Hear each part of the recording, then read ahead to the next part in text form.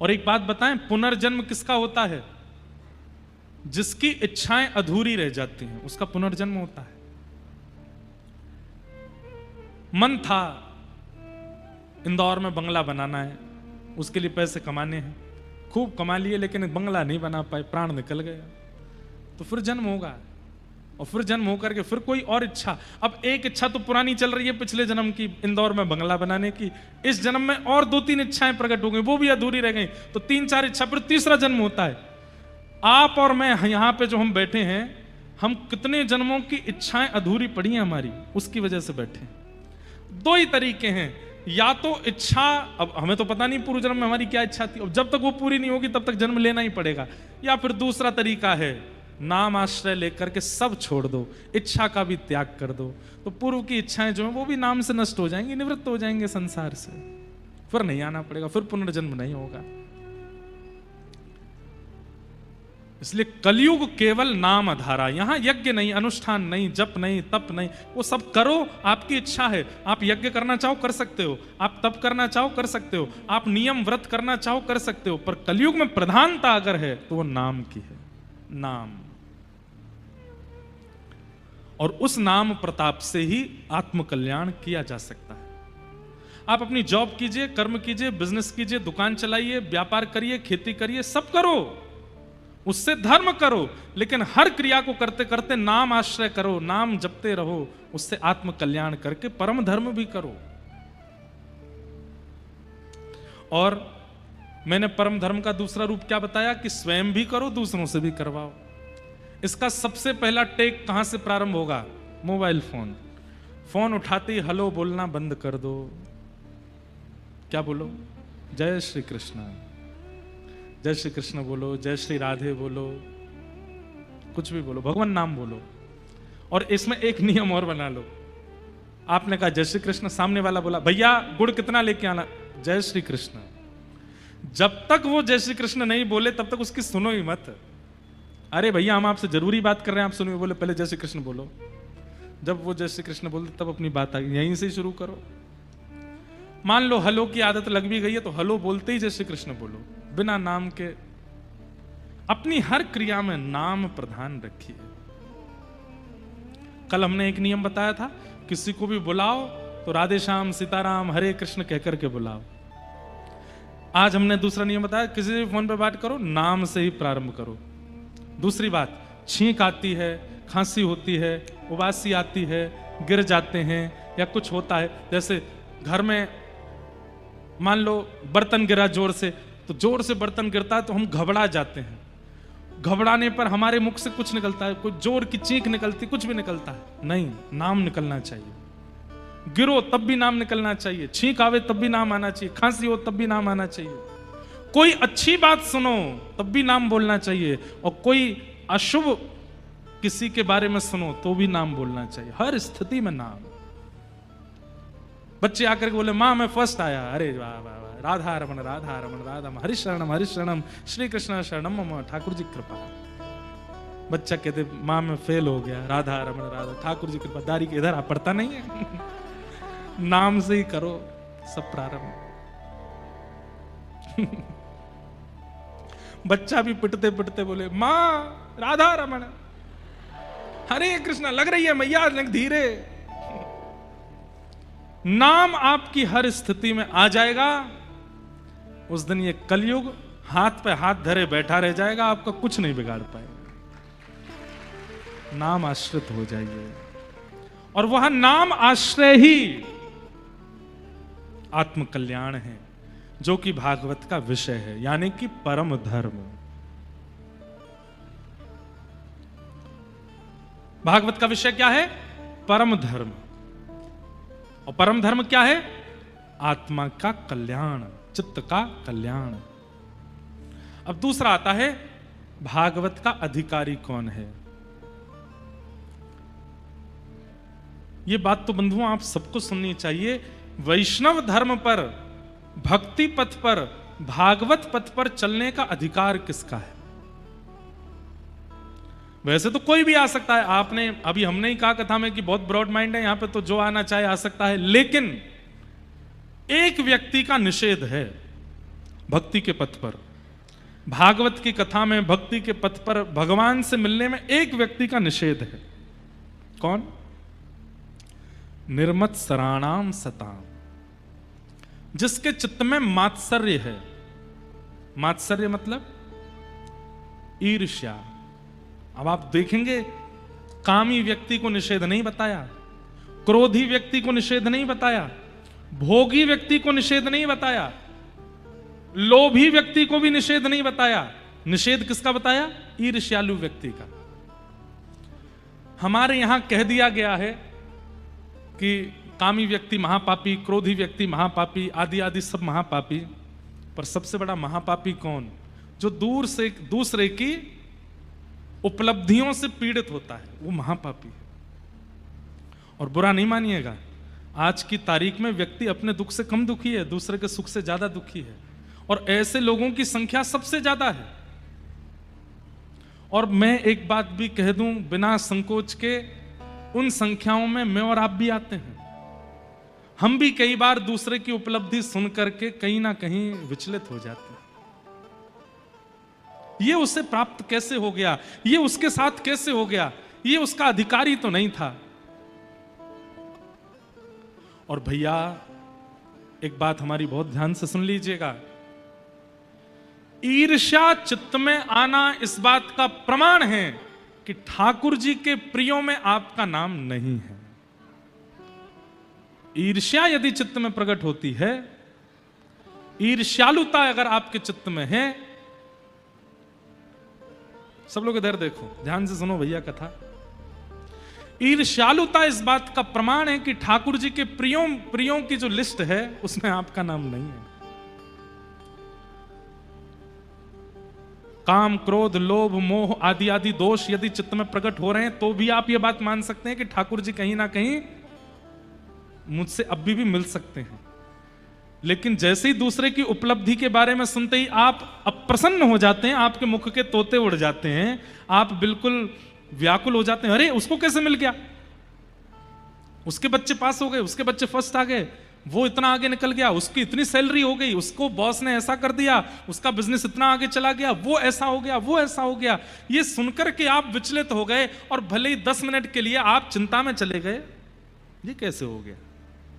तो इसका मतलब उसी समय हमारी बात याद कर लीजिएगा, ईर्ष्या प्रकट होते ही आपको चिंता होनी चाहिए, ठाकुर जी के प्रिय जनों में आपका नाम नहीं है, क्योंकि आपके चित्त में ईर्ष्या प्रकट होकर के ये प्रमाणित कर रही है कि ठाकुर जी आपके नहीं है। आपको उस दिन ये चिंता नहीं होनी चाहिए कि वो आगे कैसे निकल गया या उसने प्राप्ति कैसे कर ली। उस दिन आपको चिंता होनी चाहिए कि मुझ में ईर्ष्या क्यों आई, अब इस ईर्ष्या को नष्ट मुझे करना है। अरे भले ही दुनिया के लोग कितने भी श्रेष्ठ हो जाएं, मुझे ईर्ष्या नहीं होनी चाहिए। हमने भक्तमाल जी में कथा की है, भक्तों के कितने चरित्र कहे हैं। हर दोष युक्त व्यक्ति को भगवान मिले हैं, लेकिन ईर्ष्यालु व्यक्ति को ठाकुर जी ने नहीं मिले। इसलिए आपसे हमारी प्रार्थना, ईर्ष्या मत लाओ। और ईर्ष्या, यहां कुछ लोग चिल्ला रहे हैं, उनको बोल दो थोड़ी शांति रखें। बस एक ही उठ के जाना, बहुत सारे नहीं, बाकी सब इधर देखो, इधर देखो, सुनो। ईर्ष्या नष्ट होने का एक ही उपाय है। चैतन्य महाप्रभु कहते हैं, तृणादपि सुनीचेन, अपने आप को तृण के समान मानो। मैं कुछ हूं, ये भावना चित्त में आएगी तो साथ में ईर्ष्या भी लेकर के आएगी, आपको पता नहीं चलेगा, बाद में वो प्रकट होती है। मैं कुछ हूं, ये भावना आपके चित्त में आई, मैं सुंदर हूं, मैं अच्छा गा लेता हूं, मैं अच्छा बोल लेता हूं, मैं पहन करके बहुत बढ़िया लगता हूं, या मैं बहुत इतने करोड़ का मालिक हूं, इतनी संपत्ति मेरी है। किसी भी रूप में मैं कुछ हूं, ये भावना चित्त में आती है तो उसके साथ में ईर्ष्या भी आती है। वो ईर्ष्या उस समय प्रकट नहीं होती, जब आपसे श्रेष्ठ कोई आपको दिखाई देता है, तब वो ईर्ष्या प्रकट होकर आपको संकेत करती है। इसलिए ईर्ष्या को नष्ट करने का एक ही उपाय है, क्या? मैं कुछ नहीं हूं, ये भाव रखो। सब कुछ प्राप्त होने के बाद भी दृष्टि नीची रहे। श्रीनाथ जी दृष्टि नीची क्यों रखते हैं?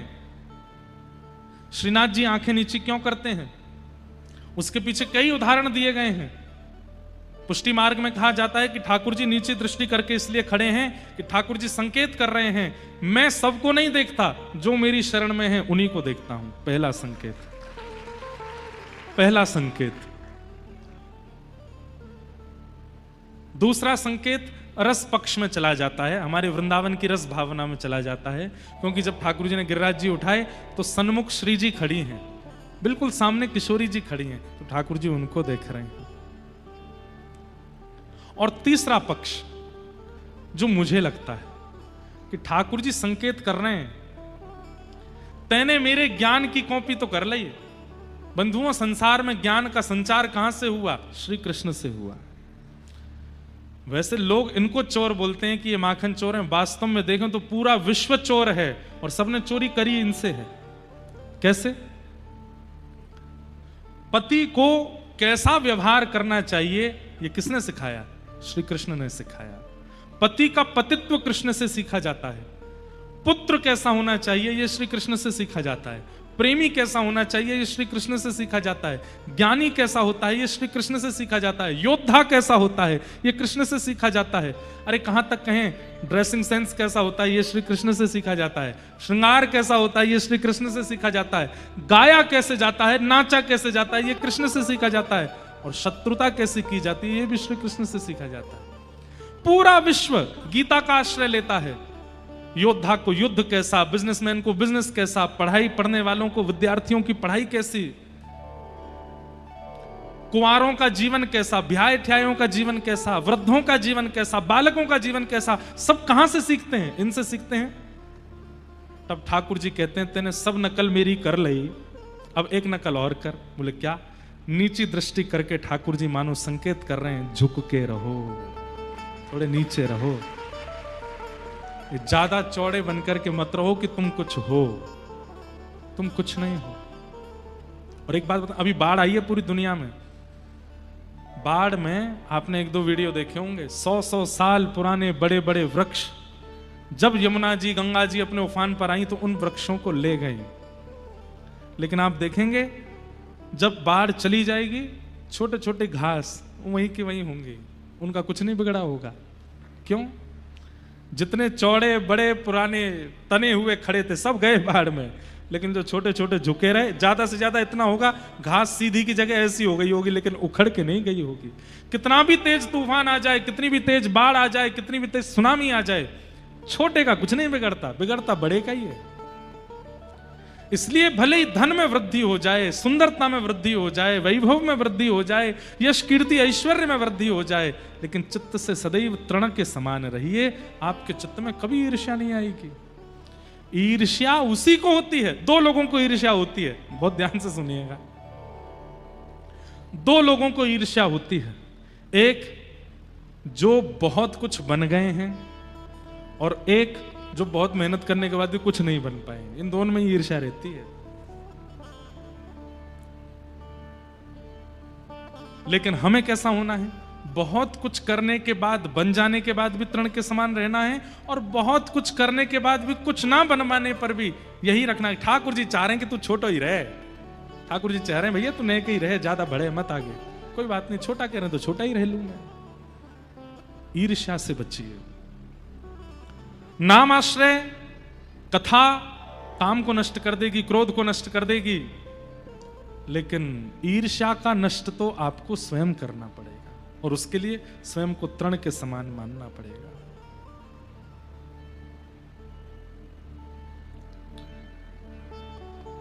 हम सब लोगों ने स्कूल में, आप सब जितने भी लोग यहां बैठे हैं, जो स्कूल गया है, हो ही नहीं सकता कि अपनी 8वीं 9वीं कक्षा में यह श्लोक आपको स्कूल में ना पढ़ाया गया हो। 9th के बाद हिंदी संस्कृत में चॉइस होती है, पर 9वीं से पहले 7वीं 8वीं में तो संस्कृत पढ़ाई ही जाती है हर बच्चे को। कॉन्वेंट स्कूल में भी पढ़ते हैं, अब की पता नहीं। और वहां एक श्लोक सबको पढ़ाया जाता है, नमन्ति फलिनो वृक्षा नमन्ति गुणिनो जना शुष्क काष्ठानि मूर्खाश्च न नमन्ति कदाचन। फलित वृक्ष झुकता है। जैसे फलित वृक्ष होता है उसका स्वभाव झुकने का होता है, ऐसे गुणी व्यक्ति का स्वभाव भी झुकने का होता है। लेकिन शुष्क काष्ठ जिसमें फल नहीं लगते वो सीधा खड़ा रहता है, और जिसमें फल नहीं लगते वो सीधा खड़ा रहता है, और आंधी आने पर उसका टूट के गिरने का चांसेस सबसे ज्यादा होते हैं। ऐसे ही जिस व्यक्ति के अंदर गुण नहीं होते, जिस व्यक्ति के अंदर फल नहीं होते, गुण नहीं होते, वो झुकना नहीं जानता, और दुनिया में जब तूफान आता है तो उसका गिरना निश्चित होता है। इसलिए झुक के रहिए, छोटे रहिए, ईर्ष्या कभी नहीं आएगी चित्त में। और ऐसे को ही भक्ति पथ का, धर्म पथ का, भागवत पथ का, वैष्णव पथ पर चलने का अधिकार है। और सीधी बात कह दें तो हरि प्रियों की जो लिस्ट है ना ठाकुर जी के पास, जिनसे ठाकुर जी प्रेम करते हैं, उस लिस्ट में अपना नाम चढ़ाने का आपको अधिकार मिल जाएगा। ठाकुर जी के प्रिय बन जाओगे। निर्मत सराणाम सताम। विषय सुना, अधिकारी सुना। अब तीसरी बात, श्रीमद् भागवत हमारा किससे संबंध कराती है और कैसा संबंध कराती है? तो वैद्यम वास्तवमत्र वस्तु शिवदम पापत्रयो मूलनम। वैद्यम वास्तवमत्र वस्तु शिवदम। कथा ठाकुर जी से संबंध कराती है। और कैसा संबंध? कल्याणकारी। एक बात तो निश्चित है बंधुओं, अगर आप भक्ति पथिक बन गए हो तो आपके लिए भगवान भगवान तक नहीं रहेंगे, भगवान आपके कुछ हो जाएंगे। या तो उनमें पुत्र की भावना, या तो भाई की भावना, या मित्र की भावना, या गुरु की भावना, ये भावना तो प्रकट होगी। वो ईश्वर से थोड़े उठ जाएंगे ऊपर, और ईश्वर से उठ के कुछ अपने लगने लगेंगे। हमारे पुराने पुराने भक्तों की तो कथाएं आप खूब सुनते हो। नए नए भक्तों में भी आजकल 10, 15, 20 सालों में भी ऐसे ऐसे भक्त हुए जिन्होंने ठाकुर जी से संबंध माया और ठाकुर जी ने उसको निभाया।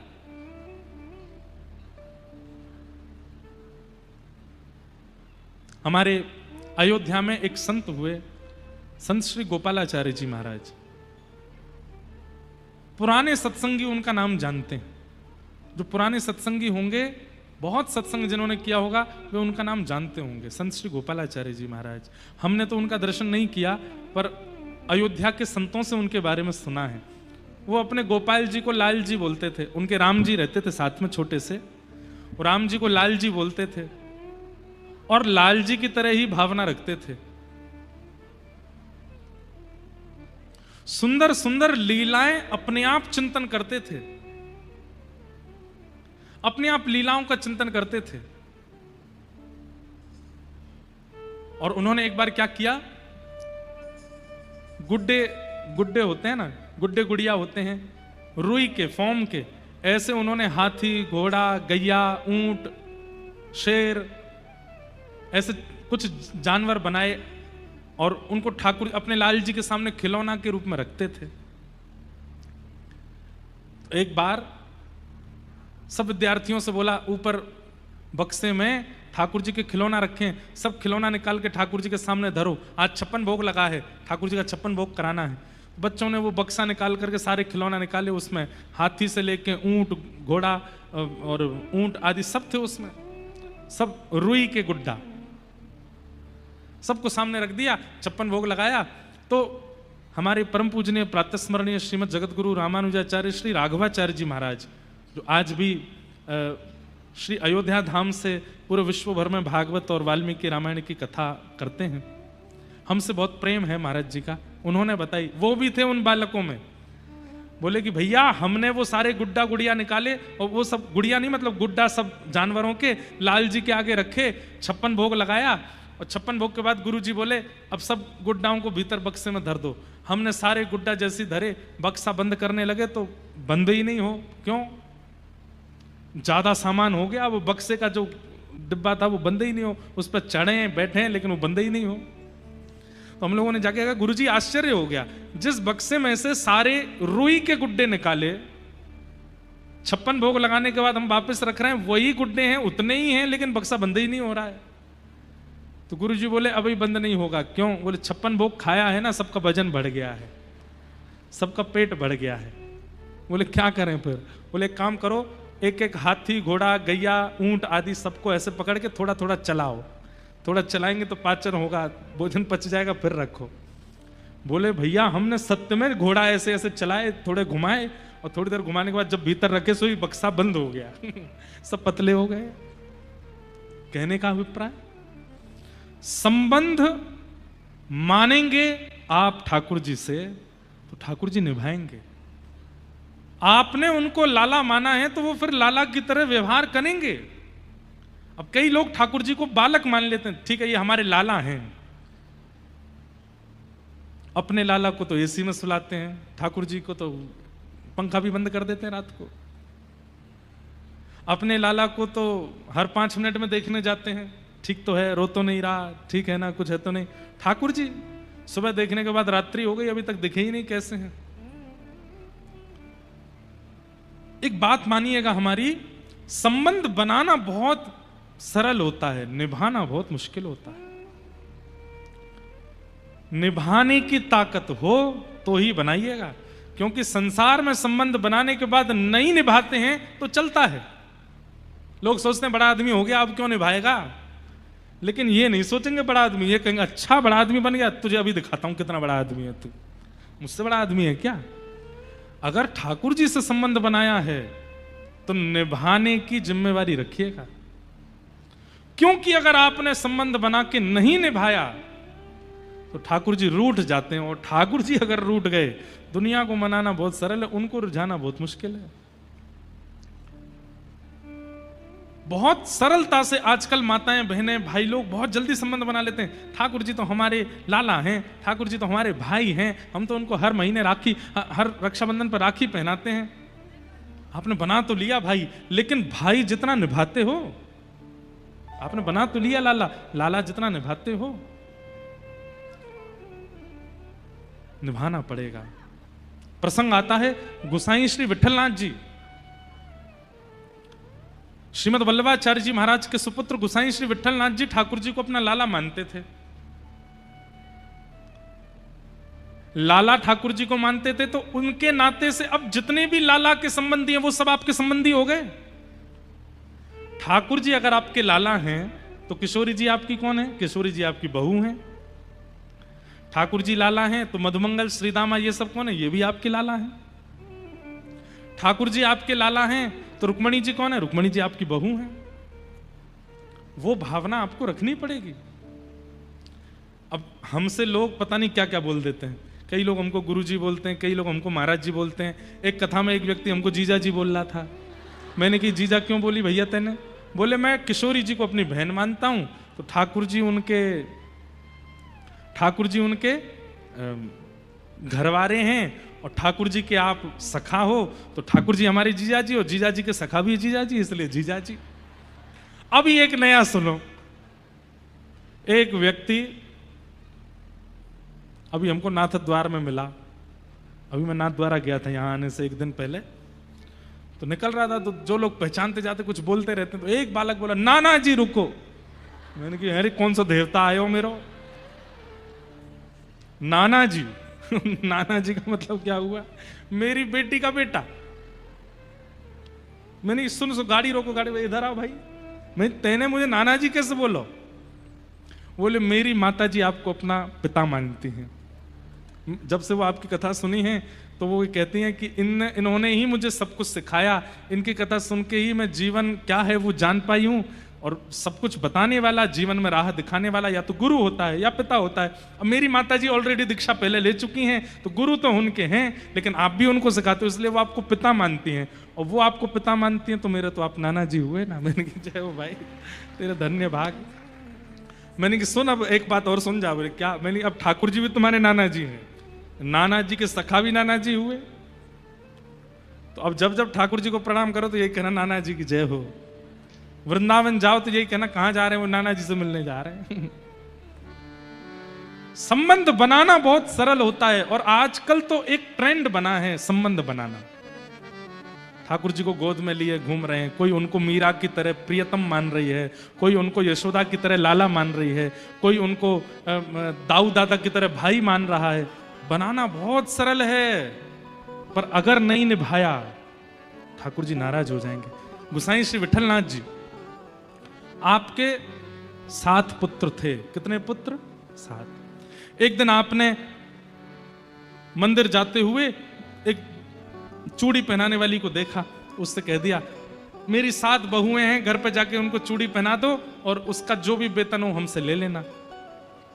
मेहतरानी वो चूड़ी पहनाने वाली गई घर पे, और उसने जब 7 बहुओं को चूड़ी पहना दी तो 8वां हाथ आया किशोरी जी का। छोटे छोटे हाथ किशोरी जी ने अपने हाथ आगे किए। अब वो चूड़ी पहनाने वाली बोली मेरे को तो 7 की आज्ञा, लेकिन इतनी सुंदर, इतनी सुकुमारी और नेक सी लाली हाथ आगे कर रही है। रुका नहीं गया, उसने पहना दिए और जाकर के गोसाई विठलनाथ जी से कहा मैंने आपकी 8 बहुओं को चूड़ी पहना दी। गोसाई जी विठलनाथ जी बोले 8 नहीं 7 बहू हैं हमारी। बोले 7 हैं, पर मैंने तो 8 को पहना ही है। 7 तो बड़ी बड़ी आई थी, 8 भी छोटी सी आई थी।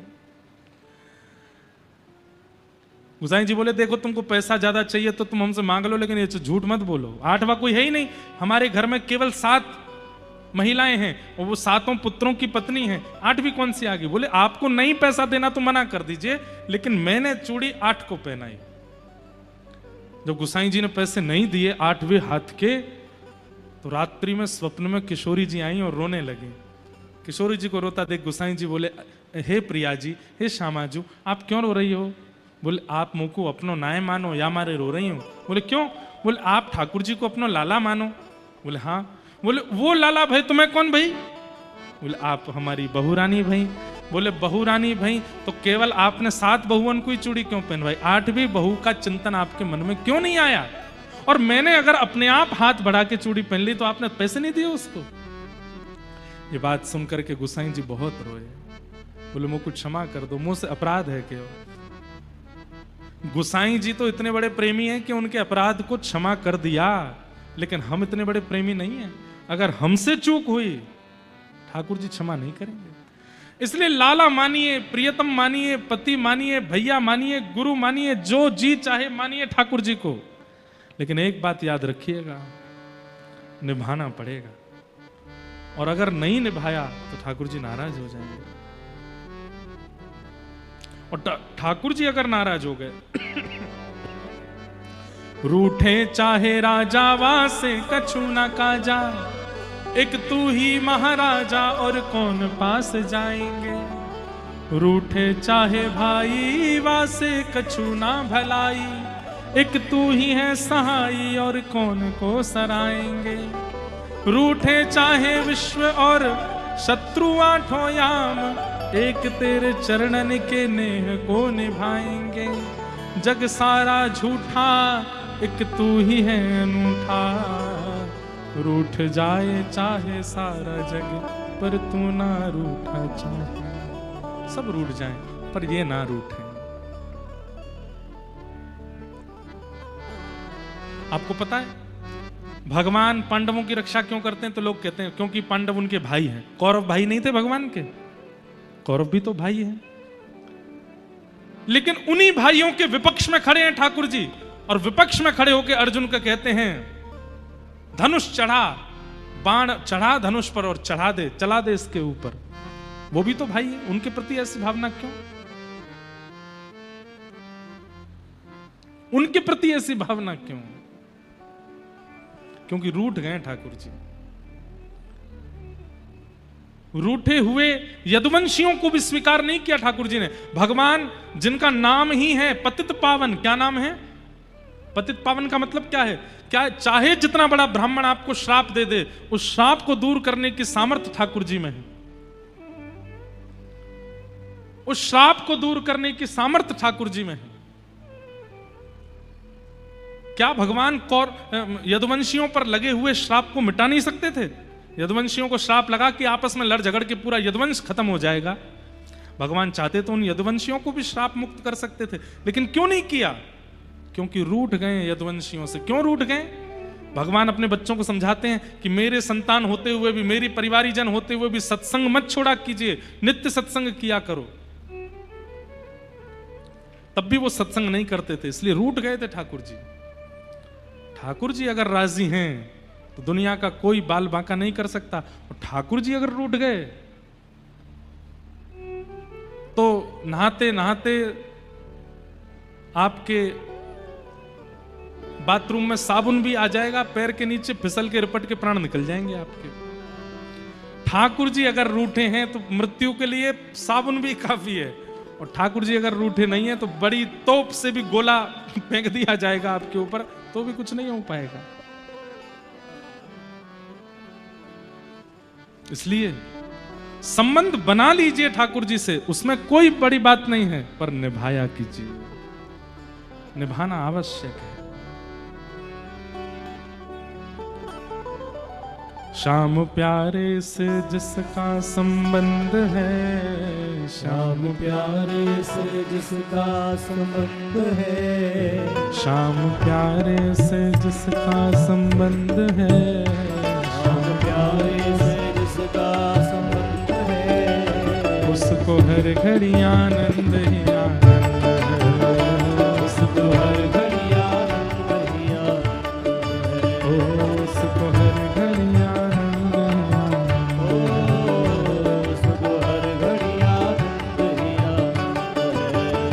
श्याम प्यारे से जिसका संबंध है, श्याम प्यारे से जिसका संबंध है, श्याम प्यारे से जिसका संबंध है, श्याम प्यारे से जिसका संबंध है, उसको हर घड़ी आनंद ही आनंद है, उसको हर घड़ी आनंद ही आनंद है, घड़ी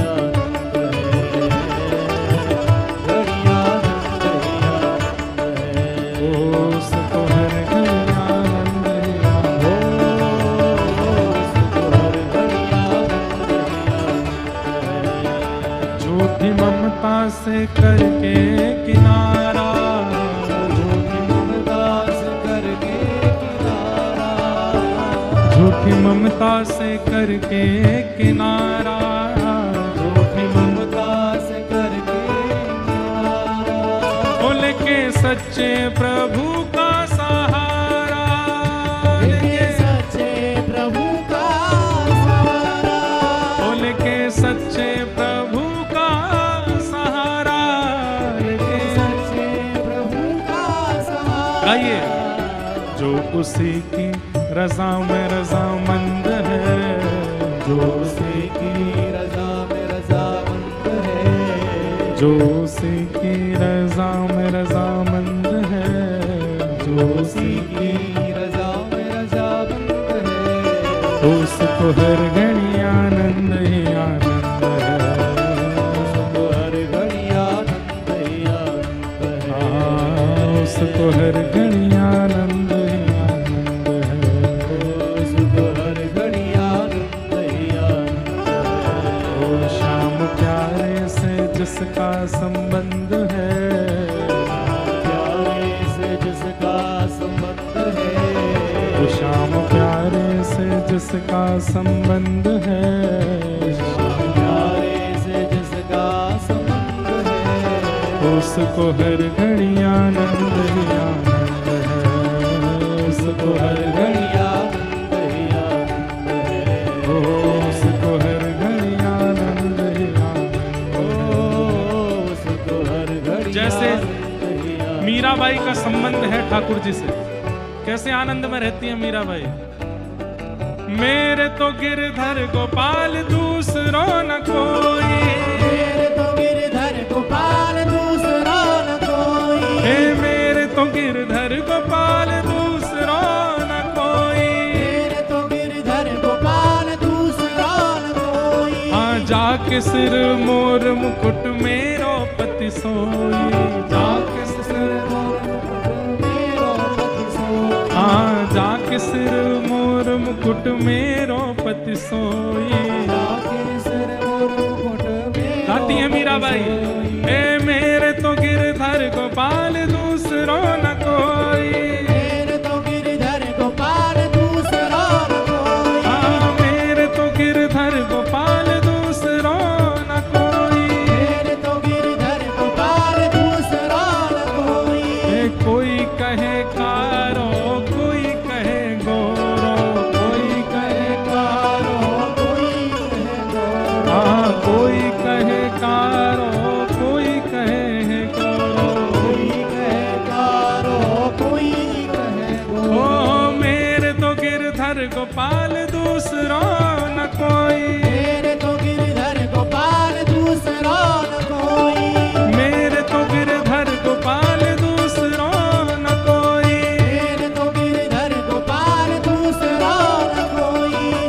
छाड़ दई कुल की कहानी कहा करे कोई, छाड़ दई कुल की कान कहा करे कोई, हाँ छाड़ दई कुल की कहानी कहा कहे कोई, छाड़ दई कुल की कान कहा कहे कोई। हे संतन दिग बैठ बैठ लोक लाज खोई, संतन डिग बैठ बैठ लोक लाज कोई, हाँ संतन दिग बैठ बैठ लोक लाज खोई, संतन डिग बैठ बैठ लोक लाज कोई।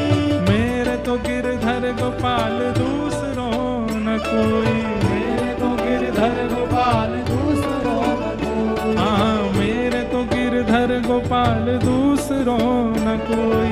मेरे तो गिरधर गोपाल दूसरों। मीराबाई कहती हैं असुवन जल सींच सींच लोक लाज, हाँ हाँ असुवन जल सींच सींच प्रेम बेल भये, असुवन जल सींच सींच, हाँ असुवन जल सींच सींच प्रेम बेल बोई, असुवन जल सींच सींच प्रेम बेल बोई। अरे अब तो बेल फैल गई आनंद फैल होई, अब तो बेल फैल गई आनंद होई, हे अब तो बेल फैल गई आनंद फैल होई, अब तो बेल फैल गई आनंद फल होई।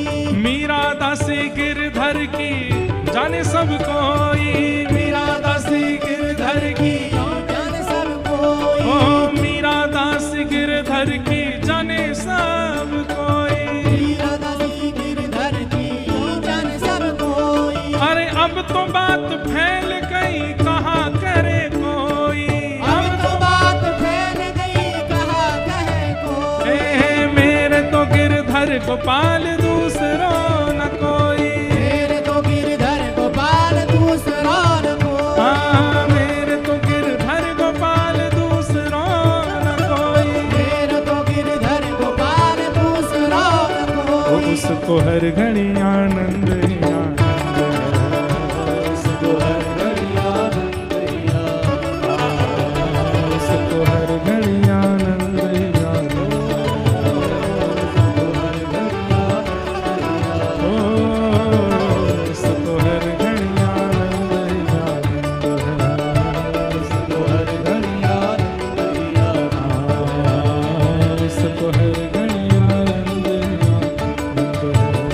उसको हर घड़ी आनंद ही आनंद। संबंध ठाकुर जी से बनाना अनिवार्य है, पर उस संबंध को निभाना भी अनिवार्य है। परम सौभाग्य आज श्री महामंडलेश्वर परम पूजनीय श्री मिथिला बिहारी दास जी महाराज धर्मपुरी से हमारे मध्य पधारे हैं। महाराज जी को बहुत बहुत प्रणाम, बहुत बहुत वंदन।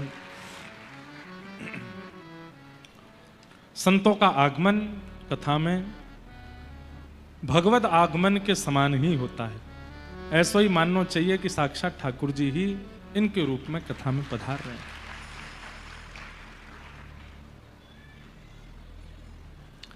संबंध वैद्यम वास्तवमत्र वस्तु शिवदम तापत्रयोन्मूलनम। प्रयोजन क्या है? विषय, अधिकारी, संबंध और अब चौथी बात प्रयोजन। कथा का प्रयोजन क्या है? कथा क्या करती है? तो कहते हैं तापत्रयोन्मूलनम। 3 प्रकार के ताप होते हैं, आदि दैविक, आदि भौतिक और आध्यात्मिक। ताप का मतलब पीड़ा, ताप का मतलब पीड़ा। और ये पीड़ा सबके जीवन में आती है। इस संसार में पीड़ा से निवृत्त कोई नहीं हो सकता, लेकिन एक होता है बस। कोई कहे धनवान सुखी, कोई धनवान कहे राजा को भारी, राजा कहे महाराजा सुखी, महाराजा कहे सुख इंद्र को भारी, इंद्र कहे चतुरानन को सुख, ब्रह्म कहे सुख विष्णु को भारी, तुलसीदास विचार कहें हरि भजन बिना सब जीव दुखारी। हरि आश्रित जो हैं, हरि भजनानंदी जो हैं, उनको दुख नहीं होता, उनको कष्ट नहीं होता। हरि आश्रित लोगों को जब आप देखेंगे, हरि आश्रित कैसे रहते हैं? सामान्य सी कुटिया में रहेंगे, सामान्य सा आसन बिछा करके रह लेते हैं, जैसा मिल जाए वैसा पा लेते हैं, जब मिल जाए तब सोने में। अभी वृंदावन में बाढ़ आई, एक बाबा पता है वो परिक्रमा मार्ग में ही रहते थे, परिक्रमा मार्ग पूरा जल में डूब गया। कहीं आश्रम में उनका कोई कमरा नहीं, कोई कुटिया नहीं, बेचारे पेड़ के ऊपर रहते हैं और इतने मस्त आनंद में रहते हैं, पेड़ के ऊपर ही सोते हैं। लेकिन उनको पूछा गया कि आपको पीड़ा नहीं होती? बोले नहीं, पीड़ा देखा जाए तो है, पेड़ पे सोना कोई सुख की बात तो नहीं है, पर पीड़ा का अनुभव होना बंद हो जाता है भागवतों का। भगवत आश्रितों के चित्त में फिर पीड़ा नहीं होती, पीड़ा नष्ट हो जाती है। तापत्रयोन्मूलनम, 3 प्रकार के तापों का उन्मूलन करती है। एफ नहीं लेना है, हम स्वर आ ही नहीं रहा।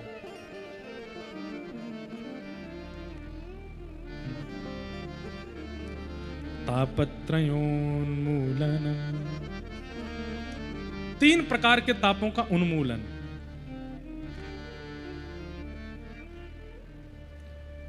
माधवदास भक्त की चर्चा हमने खूब कथाओं में सुनाई है। अतिसार का रोग हो गया उनको, और उस अतिसार के रोग में वो ना तो मंदिर जा पाते थे, ना कुछ कर पाते थे, पड़े पड़े केवल बिस्तर पर ही मलमूत्र का त्याग करते थे। माधवदास जी के पास कोई सेवक भी नहीं था, तो स्वयं जगन्नाथ जी सेवक बनकर के आए और सेवा करते थे माधवदास जी की। तो माधवदास जी ने एक दिन उठकर के ठाकुर जी से कहा, आप सेवा क्यों करते हो? मुझे अच्छा नहीं लगता। ठाकुर जी बोले, जैसे तुम लोग मेरी सेवा करते हो ऐसी मैं भी कभी भक्तों की सेवा करता हूं। तो माधवदास जी बोले, आप तो भगवान हो, आपको सेवा करने की क्या आवश्यकता है? आप चाहो तो जो पीड़ा है उस पीड़ा से हमको दूर कर सकते हो, उस पीड़ा को आप नष्ट कर सकते हो। आप अगर चाह लें तो अतिसार का रोग जो मुझे हुआ है वो रोग ठीक कर दीजिए ना, मेरी सेवा क्यों कर रहे हो? तब ठाकुर जी ने यहां जो उत्तर दिया है वो सुनने लायक है, बहुत ध्यान से सुनिएगा। ठाकुर जी कहते हैं, देखो माधव, जीवन में जो पीड़ा आती है, अगर व्यक्ति उस पीड़ा को नहीं भोगेगा और उस पीड़ा से भाग करके अनेक उपाय यत्न करके उस पीड़ा से बचने का प्रयास करेगा, तो वो पीड़ा जो उसको भोगनी थी वो अधूरी रह जाएगी, और अधूरी पीड़ा भोगने के लिए उसको फिर से जन्म लेना पड़ेगा और फिर उसको भोगना पड़ेगा। मतलब औषधि लेना अच्छा है, परहेज करना उसमें दोष नहीं है, पर पीड़ा से बचने के लिए कई लोग दुनिया भर के यत्न करने लगते हैं। कैसे कैसे यत्न? पेड़ पे नारियल बांध आओ, चौराहे पे दिया धर आओ, घर के बाहर काली मैया टांग लो, घर के भीतर ऐसे ऐसे वो लगा लो,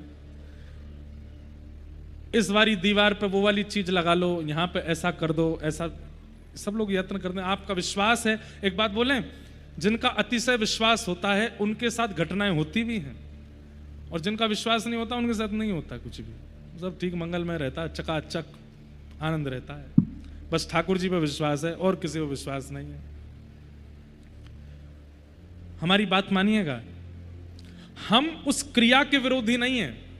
क्रियाएं शास्त्रों में भी कई बताई गई हैं, ऐसा करने से ये होगा, शंकर जी पर ये चढ़ाने से ये हो जाता है, शंकर जी पर ये करने से ये हो जाता है। एक बार हमारी कहीं कथा चल रही थी, तो कथा से मैं घर गया एक दिन के लिए। तो जैसे हमने मंदिर में जाके प्रणाम किया, तो हमारे शंकर जी पे, हमारे नर्मदेश्वर भगवान हैं घर में, उन पर खूब सारी काली मिर्च चढ़ी हुई थी। मैं देख करके घबरा गया। हमारी एक बुआ जी आई हुई थी घर पे 2-4 दिन के लिए, उनको कहीं से पता चला कि काली मिर्च चढ़ाने से ये होता है, तो वो काली मिर्च चढ़ा रखी थी। मैंने कहा, बुआ एक बात बताओ, जितनी मिर्च अभी शंकर जी पे आपने चढ़ाई है, ये सारी मिर्च मुट्ठी में भर के एक साथ खा सकती हो आप? ना, ऐसे तो ना खा सकूं मैं, ब्रज भाषा में बोली। मैंने कहा, अच्छा चलो एक काम करते, इसको पीस करके गले से लेके पैरों तक सब जगह इसका लेप लगा सकती हो आप? नहीं लगा। तो मैं शंकर जी पर क्यों चढ़ा दी? मैंने की मानो उन्होंने खाई भी होगी तो क्या कंठ में पीड़ा नहीं होगी? बेचारे नीलकंठ हैं तो कुछ भी खवा दो उनको।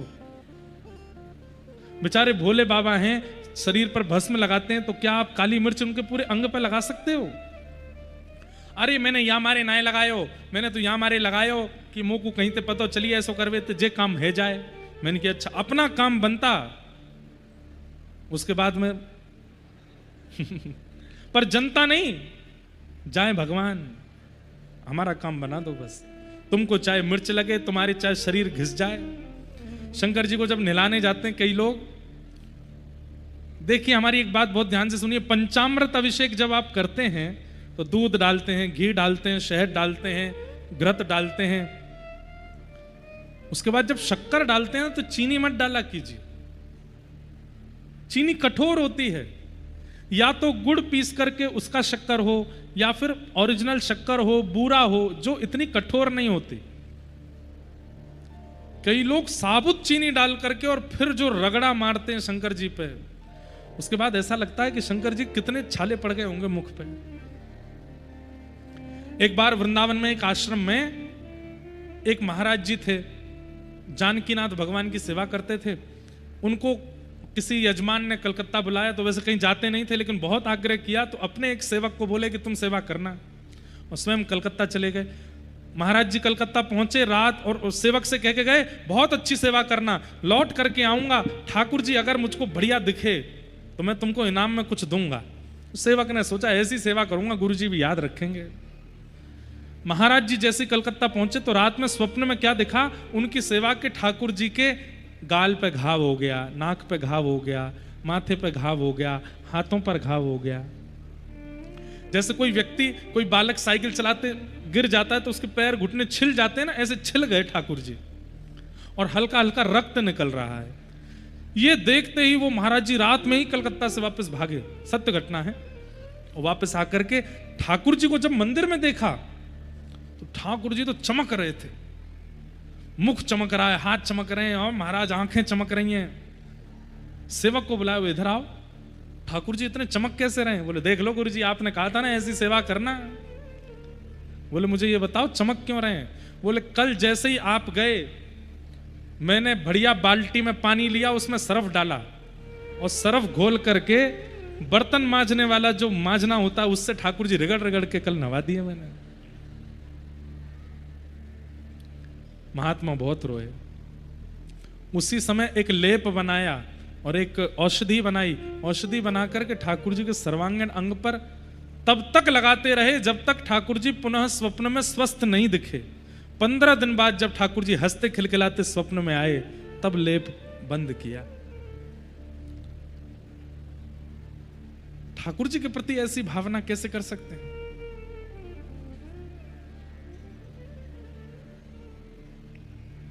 तो विचार करने वाली बात है।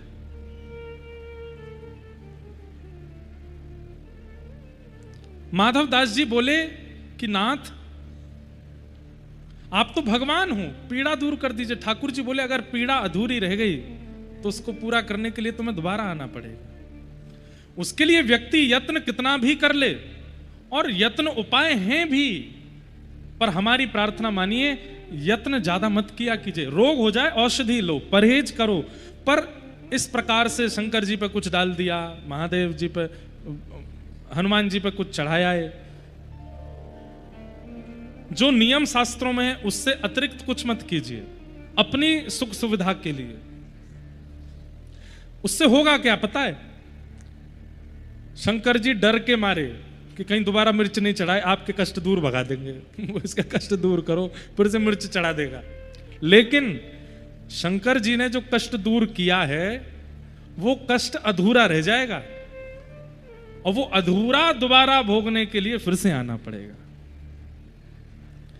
इसलिए ठाकुर जी कहते हैं दो ही उपाय है, या तो कष्ट भोग लो, या फिर इतना नाम आश्रय लो, इतना तप करो, इतना जप करो कि उस जप के प्रभाव से तुम्हारा प्रारब्ध से मिलने वाला कर्म नष्ट हो जाए।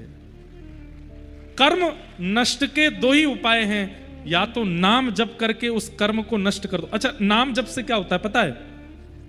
कर्म पूरी तरह नष्ट नहीं होता। जो विशाल था वो सूक्ष्म हो जाता है, होता आएगा जरूर। जो पहाड़ गिरने वाला था वो कंकड़ बन के गिरेगा, लेकिन गिरेगा जरूर। नाम इतना कर देता है, पैर कटने वाला था पर कटा नहीं, एक सुई लग गई बस पैर में। और दूसरा उपाय, या फिर उसको भोग लो। जीवन में आया है तो उसको सह लीजिए, भोग लीजिए। एक प्रकार से जीवन में कष्ट जो होते हैं वो निवृत्ति का स्वरूप है। कंटक कट रहा है आपका, भोग लीजिए उसको। कहीं उसको बीच में ही आपने उपायों के द्वारा और कई टोना टोटकाओं के द्वारा अगर बीच में रोका, रुक तो जाएगा, पर वो शेष रह गया है, दोबारा जरूर आएगा, आएगा जरूर। इसलिए भैया कलयुग में रहते हैं हम आप सब लोग। इतनी ज्यादा भागदौड़ क्यों करते हो, इतने विचलित क्यों होते हो? हरि नाम बोलो, आनंद में रहो, जो मिले सब स्वीकार करो।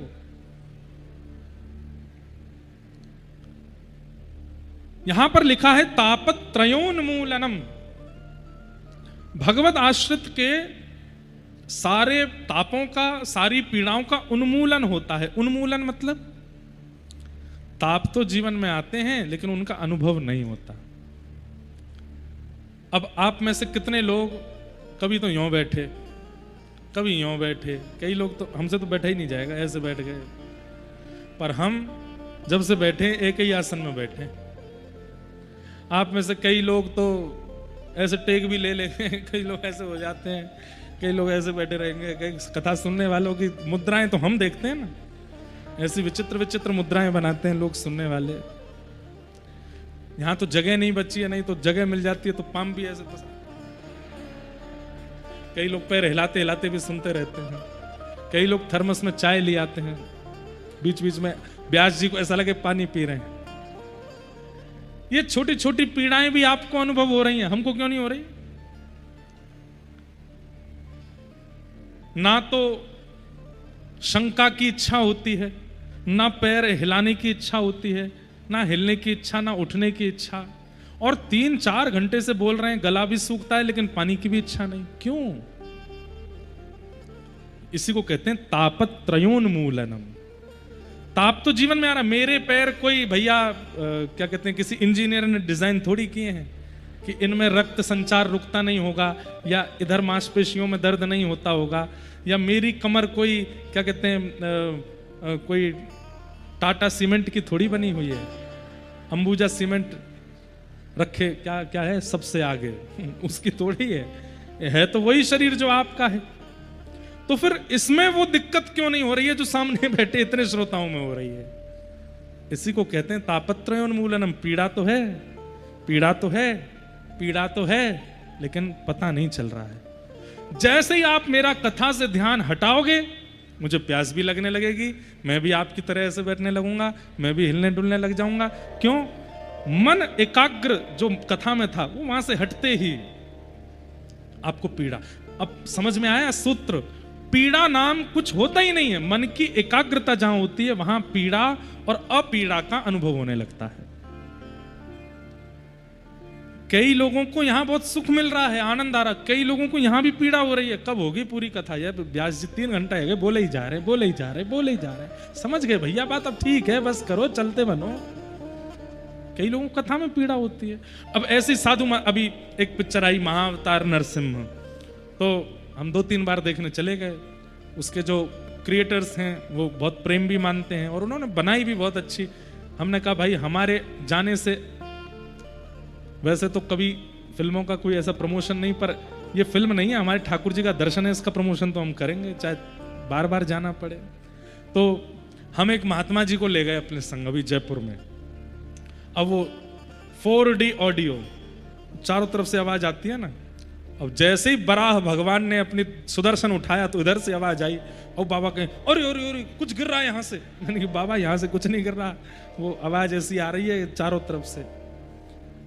थोड़ी देर बाद 3D वाला चश्मा पहना दिया तो महाराज जी मुझसे बोले आप नरसिंह भगवान को मेरी तरफ से प्रणाम करिए ना, मैं तो यहीं से जा रहा हूं, मुझसे नहीं देख पा रहा।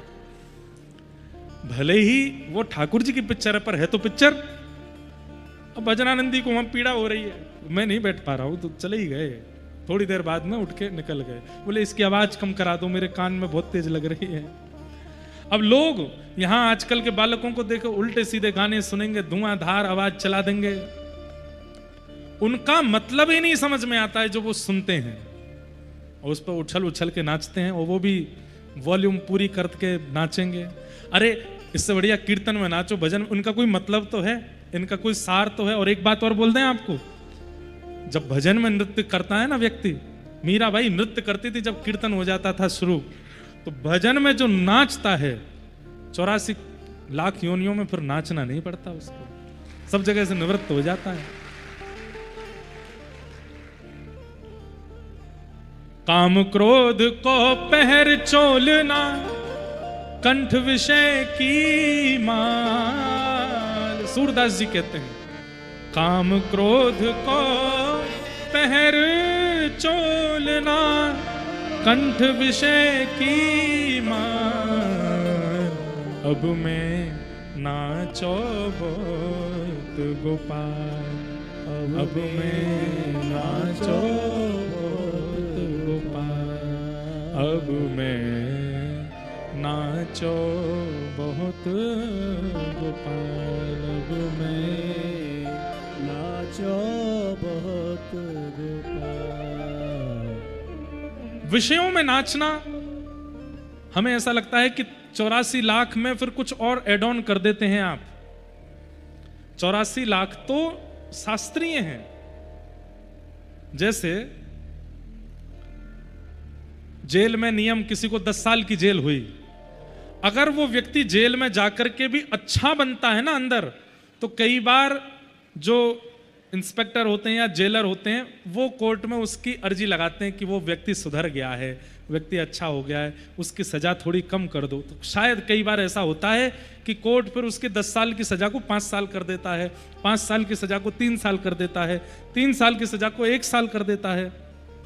लेकिन वही व्यक्ति जेल में जाके भी अपना उपद्रव नहीं छोड़ता, तो 10 साल की सजा को भी आजीवन कारावास कर देते हैं। आजीवन ही रखो इसको। तो ऐसे ही मेरे मन में भी जाने कहां कहां से बातें आती हैं, कहां कहां से नहीं, यहीं से आती हैं। ऐसे ही जो व्यक्ति फूहड़ गीतों पे नाचते हैं, जो व्यक्ति उल्टे सीधे विषय भोग वस्तुओं में पड़े रहते हैं, और दुनिया भर के फिल्मी संगीत जिनमें अश्लीलता भरी पड़ी है, उनको ऊंचे ऊंचे स्वर में लगा करके और फिर आनंद करते हैं। 84 लाख तो नियमित है। ब्रह्मा जी कहते हैं इसको तो आजीवन करो, जब तक है पृथ्वी पर 84 मल्टीप्लाई इंटू 1000 कर दो इसके लिए, ये तब तक घूमता ही रहे। छिपकली एक बार नहीं, इसको 20 बार बनाना, ये 50 बार कॉकरोच बनना चाहिए, ये 17 बार सांप बनना चाहिए, इसको घुमाते ही रहो। क्यों? बहुत नाचने का इसको शौक है, इसको नचाओ, सब में नचाओ इसको।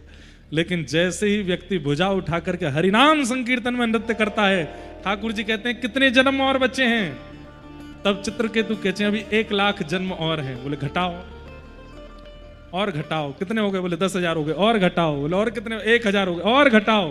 कितने हो गए? 100 हो गए, और घटाओ। बोले 10 रह गए, बोले घटा दो। बोले अंतिम कर दो इसी को, इसके बाद खत्म, अब जन्म ही नहीं लेना है इसका। क्यों? हरि नाम में झूम रहा है। इसका मतलब यूं नहीं कि मैं गाऊं तो तुम झूमने नहीं लगो, जबरदस्ती नहीं। मन हो, देह अपने आप खड़ा हो जाए और बस नृत्य करने लगे, झूमने लगे, तब हो सकता है।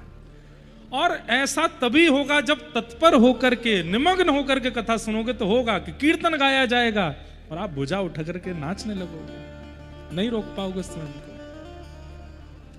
और जब ऐसा व्यक्ति नृत्य करता है तब ठाकुर जी उसके सारे, उसके जितने फेरे वो लगाता है, जितना वो नृत्य करता है, जितना वो उछलता है, उतने ठाकुर जी घटाते चले जाते हैं। बोले बस एक ही अंतिम जन्म है इसका। मीराबाई नाचती हैं।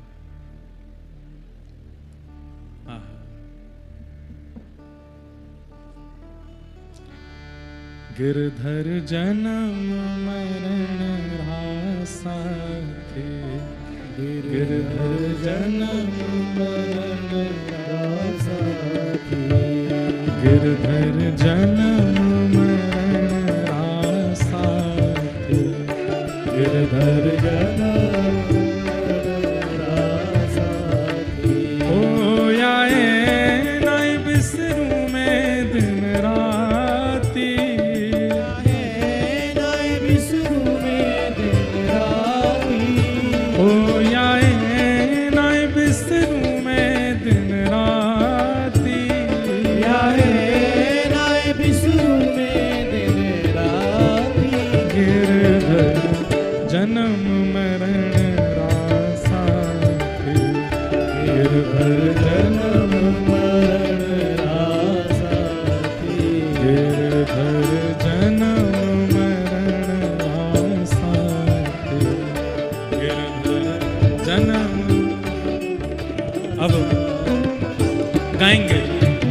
आगे भी गाएंगे, पहले कथा का क्रम आज का पूरा कर लें फिर गाएंगे हैं? अभी यहीं पर पॉज करके पहले एक श्लोक और रह गया, आज का क्रम पूरा कर दें। निगम कल्पतरोर्गलितं फलम सुखमुखादमृत द्रव संयुतम पिबत भागवतं रसमालयं मुहुर्हो रसिका भुवि भावुकाः। श्रीमद् भागवत क्या है? वेद रूपी कल्प वृक्ष का पका हुआ फल है। श्रीमद् भागवत फल है, ध्यान से सुनिएगा। श्रीमद् भागवत फल है। वृक्ष से फल मांगा जाता है, फल से फल नहीं मांगा जाता। फल से क्या मांगा जाता है बताइए? फल क्या देता है? फल रस देता है, फल भूख मिटाता है, क्षुधा निवृत्त करता है, और फल अनेक फलों को जन्म देने का बीज देता है। ये तीन चीजें फल से मिलती हैं। क्या क्या? रस, भूख निवृत्ति और अनेक फलों को जन्म देने की सामर्थ्य, ये फल से प्राप्त होता है। कई लोग कथा कराते समय भी, कथा सुनते समय भी फल की इच्छा रखते हैं। हमारा व्यापार अच्छा हो जाए, हे भागवत जी कृपा कर देना। कई माताएं आती हैं, हमारे बेटा के बेटा नहीं हो रहा, कृपा कर दो महाराज जी। अरे फल कौन मांगता है? आप लोग कथा सुन रहे हैं, आपके घर में कथा हो रही है, आपके नगर में कथा हो रही है, आपके प्रांत में कथा हो रही है, ये आपके पूर्व के किए हुए सत्कर्मों का फल ही मिला है आपको। आप फल से फल नहीं मांग सकते, फल से तो रस मांगा जाता है। और रस कैसा होता है? जिसको पाते ही नेत्र बंद हो जाएं, जिसको पाते ही कान बंद हो जाएं, जिसको पाते ही सारी इंद्रियां एक रस हो जाएं और बस उस रस के आस्वादन में डूब जाओ, वो रस होता है। बढ़िया वाला आम मिला हो, खूब मीठा आम, बिल्कुल केसरी आम, और जैसे ही उसकी वो छिलका हटा के थोड़ा सा मुख में लिया गया, उसका रस भीतर जाते ही आंख बंद कर दे, आहा बस मन हो ये खत्म ही ना हो, ये होता है रस। कथा सुनते समय ऐसी स्थिति बने। दूसरा, कथा से क्षुधा निवृत्त हो। क्षुधा क्या है? संशय रूपी क्षुधा। ये ऐसा क्यों है, ये वैसा क्यों है, ये क्यों है, ये क्यों है, ये क्यों जो आपके चित्त में प्रश्न प्रकट होता है, इस क्यों का उत्तर मिलता हो, क्षुधा निवृत्त होती हो। और फल से क्या मिलता है? अनेक फलों को प्रकट करने की सामर्थ्य। यहां इतने लोग श्रीमद् भागवत रूपी फल लेकर के गए, इतने लोग ले गए और जाकर के 10-10 लोगों को और दे दिया। आप एक एक व्यक्ति 10-10 जो आए नहीं कथा में, उन 10 लोगों को और यहाँ का प्रसाद बांट दिया। जैसे कोई व्यक्ति काशी जाता है तो वहां से प्रसाद लाता है, जगन्नाथपुरी जाता है वहां से प्रसाद लाता है, बद्रीनाथ जाता है वहां से, और फिर प्रसाद लाके अपने घर में, परिवार में, रिश्ते में, नातेदारों में, मित्रों में, सब में बांटता है। ठीक वैसे ही कथा जो बाहर से सुनने आए वे सब लोग अपने अपने यहाँ जाइए, अपने स्कूल में, कॉलेज में, दफ्तर में, दुकान में, व्यापार में, जो जो नहीं आए कथा में, रोज एक दिन बैठ के, वो तुझे पता महाराज जी ने एक बात ऐसी बताई थी, महाराज जी एक बात ये बता रहे थे, वहाँ कथा में हमने ऐसा सुना था, वहाँ कथा में ये बात, ये उनको प्रसारित करना। उससे क्या होगा? आपने फल प्राप्त करके उसके बीज का रोपण किया, बीज बो दिया। अब क्या होगा? जो बीज बोया है वो एक दिन सामने वाले के चित्त में फले। अच्छा, आपने 4 बीज बोए, चारों वृक्ष बन जाएं ऐसा जरूरी नहीं होता, कई बार 2 ही वृक्ष बन पाते हैं। आपने 10 लोगों को बताई, कथा में सुनी बात, तो 10 में से 2 ने भी अगर जीवन परिवर्तित कर दिया तो ठाकुर जी उन 2 के बदलने से आपसे प्रसन्न हो जाएंगे। चलो, कथा इसने सुनी, लेकिन इसने जाके 10 को बताई, 10 में से 2 और परिवर्तित हुए, इससे मैं प्रसन्न हूं। ये करते हैं फल प्राप्ति के बाद। श्रीमद् भागवत फल